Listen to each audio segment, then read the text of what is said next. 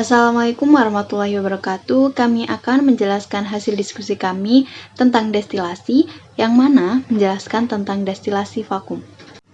Sebelumnya, perkenalkan anggota kelompok saya sendiri Nur Fariha Abia Jamaluddin, dan rekan saya Aniza Rohni Domatul Milah, Syifa Ayu Febrianti, Cita Kurniasari, dan Eti Ihdal Falihah. Baik, di sini saya akan menjelaskan apa itu definisi umum destilasi. Destilasi sendiri atau penyulingan yaitu suatu metode pemisahan bahan kimia yang berdasarkan perbedaan kecepatan atau kemudahan penguapan bahan. Atau bisa juga didefinisikan sebagai teknik pemisahan kimia yang berdasarkan perbedaan titik didih. Dalam penyulingan, campuran zat dididihkan sehingga menguap, dan uap yang dihasilkan ini kemudian didinginkan kembali ke dalam bentuk cairan. Baik, selanjutnya akan dijelaskan oleh Aniza Rohni Domatul Milah. Definisi destilasi vakum. Destilasi vakum merupakan proses pemisahan dua komponen yang titik didihnya sangat tinggi dengan menurunkan tekanan permukaan lebih rendah dari satu atom, dengan tujuan untuk menghindari terjadinya reaksi oksidasi pada komponen yang akan dipisahkan agar ikatan rangka pada senyawa tidak putus. Prinsip destilasi secara umum. Prinsip destilasi adalah penguapan cairan atau pengembunan kembali uap tersebut pada suatu titik didih. Titik didih dari suatu cairan adalah suhu di mana tekanan uap sama dengan tekanan atmosfer. Cairan yang diembunkan kembali disebut destilat. Prinsip destilasi vakum. Prinsip dari destilasi ini yaitu dengan menurunkan tekanan di atas permukaan cairan dengan bantuan pompa vakum, maka cairan yang didestilasi akan mudah menguap karena cairan ini akan mendidih di bawah titik didih normalnya. Baik, selanjutnya akan dijelaskan oleh Syifa Ayu Febrianti. Jadi untuk fungsi dari destilasi vakum sendiri yaitu untuk menurunkan titik didih pada minyak berat atau long residu sehingga menghasilkan produk-produknya. Untuk aplikasi destilasi vakum dalam skala laboratorium adalah ketika cairan untuk disuling memiliki titik didih atmosfer tinggi atau perubahan kimia pada suhu mendekati titik didih atmosfer mereka, suhu bahan sensitif seperti beta-karoten, juga memerlukan destilasi vakum untuk menghapus pelarut dari campuran tanpa merusak produk.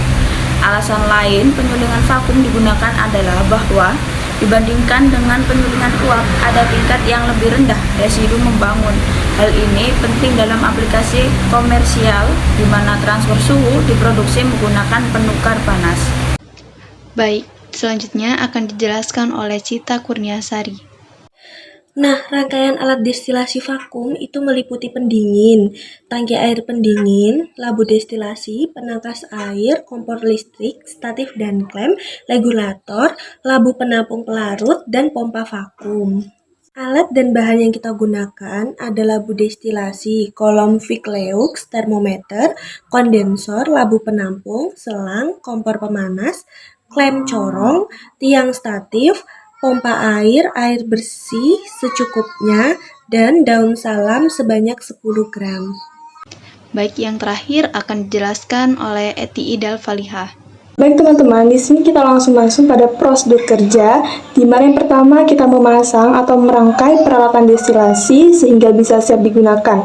Kemudian kita menimbang bahan yang diperlukan sebanyak yang sudah ditentukan. Di sini kita memakai bahan daun salam sebanyak 10 gram. Setelah itu bahan yang sudah ditimbang dimasukkan ke dalam labu destilasi. Nah, labu destilasi ini sendiri fungsinya untuk memisahkan dua zat atau lebih, yang mana lebih memfokuskan pada perbandingan titik didih. Kemudian diaduk hingga tercampur dengan air. Setelah itu kita memasang termometer di atas labu destilasi. Nah, termometer ini sendiri fungsinya untuk mengukur suhu uap zat cair pada saat proses destilasi ini berlangsung.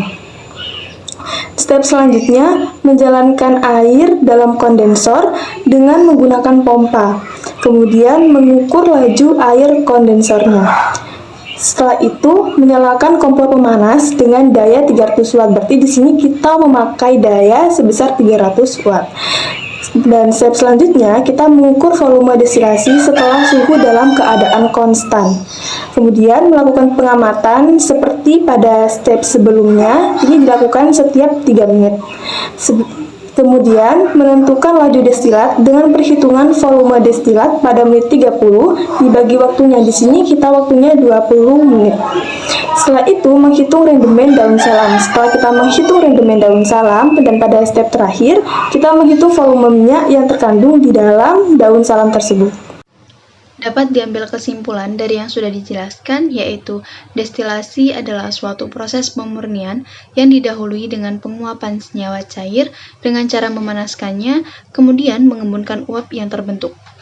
Destilasi vakum adalah destilasi yang tekanan operasinya 0,4 atmosfer atau kurang dari 300 mmHg absolut, proses destilasi dengan tekanan di bawah tekanan atmosfer. Prinsip dasar dari destilasi adalah perbedaan titik didih dari zat-zat cair dalam campuran zat cair tersebut, sehingga zat atau senyawa yang memiliki titik didih terendah akan menguap lebih dahulu. Kemudian apabila didinginkan akan mengembun dan menetes sebagai zat murni atau destilat. Sekian penjelasan dari kelompok kami. Apabila ada kesalahan kata, mohon dimaafkan. Wassalamualaikum warahmatullahi wabarakatuh.